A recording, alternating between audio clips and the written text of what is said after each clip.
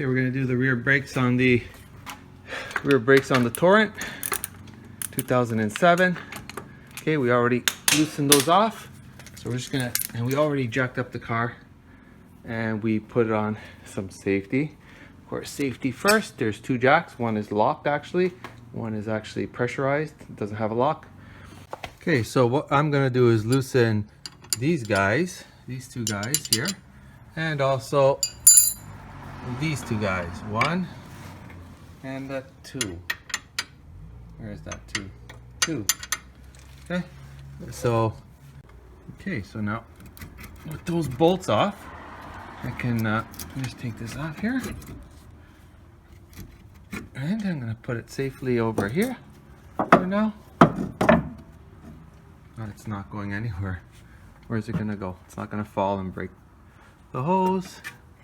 With that out of the way, take out this bolt here. Now with this bolt out of the way, this should just come off, which it does. There you go.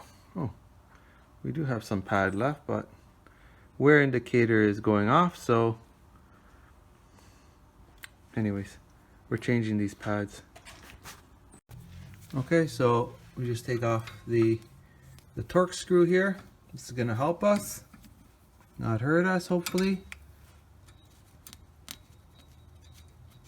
You gotta take it off anyways. Okay, I put a 3/8 bolt inside there, and we're just gonna tighten that up gently and give it a little tap.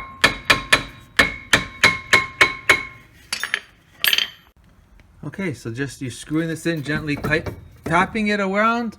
We're going to move that out of the way. Just pull this out now.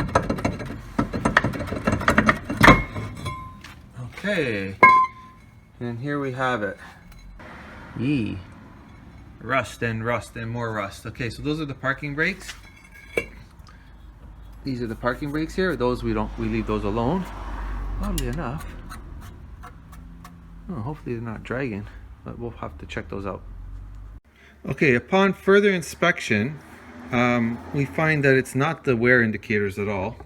We're going to change out the brakes because this pad here on this side here is worn a little bit, but wear indicator, we still got some meat here on these pads. Oh. Okay, we do got some meat. They are worn down. Okay, I know that. It's fine. This is a brand new one, right? It's fine, but there's no wear indicator making any noise. What's making the noise is, you see here, rust build up on the parking brake drum side, right? And it's just kissing. It's kissing, and it's just making this squeaky noise. And man, these rotors, made in China, you gotta say that, made in China, are crap. The steel they're using nowadays is just crap. Crap. I mean, like, this is kind of, come on, that's like ridiculous, right? And I use my parking brake, and I actually stop my car once in a while just to exercise the brake material in there, like slightly, right? Ever so lightly. But geez, so we'll clean this up like this, and we'll change out the brakes, the brake pads, slap everything together, and Bob's your uncle. It's nice that my friend returned the tool so that I can actually do this job quickly.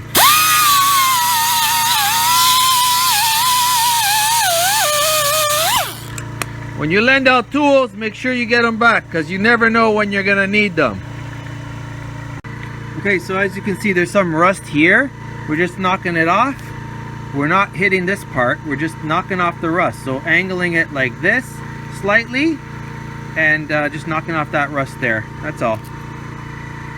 We've already done this side. We've done the inside here. That's spreading it out.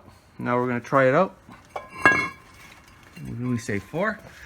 Yeah, that was 4. You got to count them, so you make sure you know. You can go back if you want to. Okay, so that's nowhere near touching. We're going to make it touch and then come back. Okay? Okay, I've gone to 15 out, and now you can tell that it's just touching now. It's kind of hard to get on. Okay, now there's interference. So that's 15. Now we're going to back it the other way. Maybe we'll back it off to, let's say, 10, or let's say 8 overall. But now we're 15. Whatever we do on this side, we're going to do on the other side, so it's consistent. Okay. Okay. So now we're pretty much to from touching to go. We backed her down. We backed it down to 8 out. So 15 minus 8 is 7. So that's roughly where we are. Now we're going to try the parking brake just to see where it feels like it's stopping, and it's a little bit better. We're going to leave it like that on that side. Okay, we'll do this similar to the other side, meaning we'll take it to the point where it just starts touching, and then we'll back it down the 7 and feel how the brakes feel. Okay, like on the other side, you might have to turn out those notches maybe 20 times, but when you back it off, I'm going to back it off the same amount, which here I backed it off 7. Okay, here we go for the stuff. I know I've shown this many a times, but brake pads come with the hardware, right? This kind of hardware here. We're going to replace those, right? We're going to match them up. Usually, sometimes there are different ones in there that you won't need. Okay, so there is a left and a right, by the way. Okay, so in terms of the brake pads, so this is a new one. I'm just putting them face to face like this, and you can see how much distance there is for the wear indicator before it starts to hit the rotor, and that's your worn out one. So there's still material there, but we're going to change them since I think I've inspected these already about 6 or so months ago, and I don't want to do my brakes in the winter when it's really cold. So we're going to change them out. I do have a little bit of life left, maybe a few more months, but like I say, this is all apart now, so we're doing it. So these are free floating, very good. So this time around, I'm not even going to start to take that apart and re-grease them. Just take an inspection of this stuff. It's very well done, because every time I do my brakes, I take this all apart, I clean it well, right? So remember, when you take it apart, keep a standard for yourself. So I oriented this the way that the vehicle mounts bolts on here, right? Oh shoot, did I do that a little bit wrong? No, I didn't. But anyways, bottom line being that this guy, the wear indicator, was on this side. So we have to get the right ones, which is this one. So the wear indicator's on that side. That's the bottom line. Okay. So here we just take off this hardware here, and there'll be rust and stuff here. So I like to, if you've seen me do this before, I like to clean it up very gingerly with a nice file. You know, very gingerly, and you put it in the vise there, and you'll just gently just apply light pressure and just clean it up. Just dress it up ever so lightly. Okay, we also get a little bit of a wire brush to it, a little bit. Well, this is actually a brass brush. That's because I just have a brass brush. Okay, there we go. It's good enough. And when I say good enough, I say it's good. And we're just gonna snap these guys on, right? We're gonna snap them on. Nice. We're gonna peen these down ever so gingerly, right?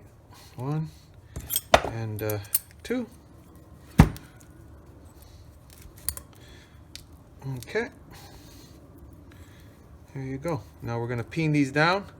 I'm gonna do that off camera because I gotta go to the vise, but you just push these guys down. These guys I might leave alone. Oh, maybe not. If they're out of the way, I'd leave them alone. These guys here are gonna center it up. Okay, now it's just a matter of putting in the new pads, right? Just put them in square as you can, just by hand. You just move this hardware, this bracket over a little bit, and you just push them in, and they're fine. Yep, there you go, it's in. And I move it all the way out as much as possible. They hold like that. Now we're gonna go press in the pistons. Okay, and we're gonna use my friends. I don't know if I have the big one. I think this is gonna be good enough. C-clamp. I lied, we're gonna use this. And we're gonna apply gentle pressure, right? It's very little pressure that you need, because I know this C-clamp is not gonna be big enough. And there you go, we're just pressing it in. Now these ones here don't have to be rotated. Some of them have to be rotated, and I'm like, there's very little pressure here I'm applying. Very little. Okay? It's just constant pressure that the hydraulics have to work its way back. That's it. So they're in. And again, some of them have to be rotated. The ones that have to be rotated, there's gonna be, it's not gonna be hollow here. It's gonna have like little dents in it or little bumps, and you have to rotate it and screw it in. Very weird. I hate that system. I don't know why it exists, but it exists. Anyways, that's it. Now we're putting everything together now. So what we'll do is we'll put the basket inside here, and then we'll put this on there. Okay, all we did was just put the brake assembly or the basket, whatever you want to call it, in there, and now we're just going to put in small little bolts that hold it with the pins, right? I need 2 hands for that, of course, so let's put you down. Just finger tighten those. Now we're going to just align it on here like that. It's in position, voila.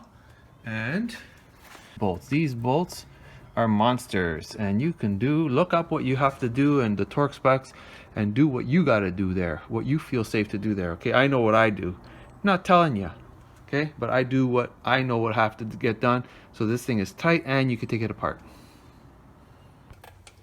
Yeah. Okay, there you go. Let's do the other 2. So there's just basically 4 bolts holding on all your brakes. And don't forget this this guy here you have to put in, right? Don't forget that guy. And 4 bolts, all it takes. So something I didn't show was that on the just on the inner rim here, I cleaned it up. I dressed it up with some sandpaper, and I put just a thin layer, and just on the rim, anti-seize. Okay, so it doesn't rust, and that this will come out when I need to service the brakes next time. Okay, and also you can see it's anti-seize around there, right? And because I know from experience that this gets ugly inside there, I put a little bit of anti-seize, very little, and you can see how easily it came off when I had to inspect them, which is today, and it came out nice and easy. Well, why? Because I know a little bit of seize goes a long way. This, use a torque wrench, no impact gun, 100 foot-pounds.